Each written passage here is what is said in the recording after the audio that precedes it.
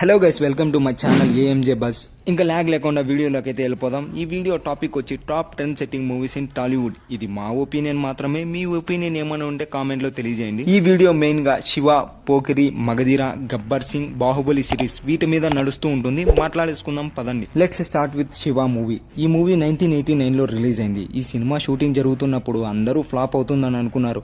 Cut చేస్తే ఈ cinema చేసిన రచ్చ సెన్సేషన్ అంతా ఇంత కాదు. 85 lakhs పెట్టి సినిమా తీస్తే ఏకంగా 10 కోట్లు కలెక్ట్ చేసింది.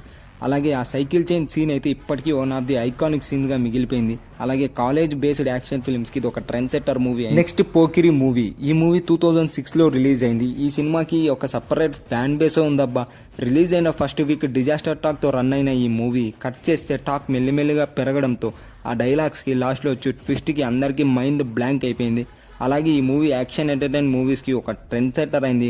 మహేష్ బాబు గారికి ఎక్కడా లేని ఫ్యాన్స్ అయితే తెచ్చిపెట్టింది ఈ మూవీ. Next Magadheera movie. ఈ మూవీ 2009లో రిలీజ్ అయింది. Ram Charan's second movie. The great Rajamouli గారు డైరెక్టర్.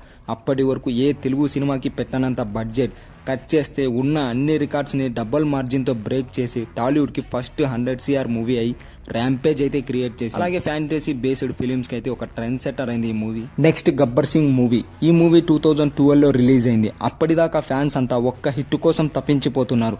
ఎంతలా అంటే స్వయంగా పవన్ కళ్యాణ్ దేవుణ్ణి నా ఫ్యాన్స్ కోసం ఒక్క హిట్ దేవుడా అని కోరుకునేంతలా సినిమా రిలీజ్ అయింది. ఫస్ట్ షో పడింది, టాక్ బయటకు వచ్చింది. And the rest is history. It became the trend setter for new benchmarks in Tollywood. Pavan Kalyan comeback ఇస్తే ఇలా ఉంటుంది అని చూపించిన మూవీ. డే బై డే మీ ముందుకు ఒక వీడియో అయితే తీసుకొస్తాం. అలాగే మీరు సబ్స్క్రైబ్ చేసి సపోర్ట్ చేస్తే మాకు కొంచెం ఊపు వస్తుంది వీడియోస్ త్వరగా కంప్లీట్ చేసి మీ ముందర పెట్టడానికి. And the final Baahubali series. ఈ మూవీ సిరీస్ గురించి ఎంత చెప్పినా తక్కువే. ఎందుకంటే ప్రభాస్ లాంటి ఒక కమర్షియల్ స్టార్ తన ప్రైమ్ టైం 5 yearsని రాజమౌళి గారిని నమ్మి ఈ సినిమా చేశాడు. బాహుబలి సినిమా రిలీజ్ అయినప్పుడు ఫస్ట్ డే డిజాస్టర్ టాక్తో రన్ అయింది. తర్వాత టాక్ మెల్లిమెల్లిగా పెరగడంతో దేశాన్ని ఒక ఊపు ఊపేసింది ఈ మూవీ. అలాగే సేమ్ బాహుబలి 2 కూడా కట్టప్ప బాహుబలిని ఎందుకు చంపాడు అనే పాయింట్తో ఇండస్ట్రీ హిట్ అయింది సినిమా. అలాగే ఈ movie visual and effects and VFX అలాగే పాన్ ఇండియా మూవీస్కి ట్రెండ్ సెట్టర్ అయింది. సారీ ఇంకొక సిరీస్ గురించి మాట్లాడుకోవాలి, అదే పుష్ప సిరీస్. మీరు చూసుకుంటే పుష్ప 1, పుష్ప 2లో స్టోరీ ఏమంత పెద్దగా ఉండదు, కానీ screen play, dialogues, BGM, songs అయితే ర్యాంప్ ఉంటాయి.